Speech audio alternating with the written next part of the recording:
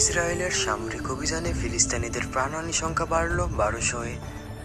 হে আল্লাহ, তুমি আমাদের মুসলমান ভাইদের রক্ষা করো। সে এসে গেছে। বাবা, তাড়াতাড়ি বাইরে আয়। সূর্য আর চন্দ্রগ্রহণ একসাথে, এটা কিভাবে সম্ভব?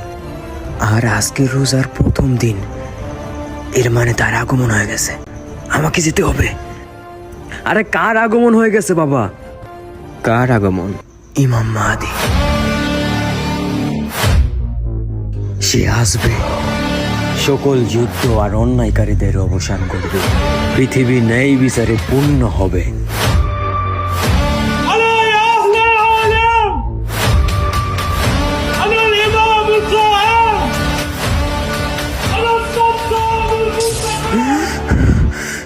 এটা কি স্বপ্ন ছিল?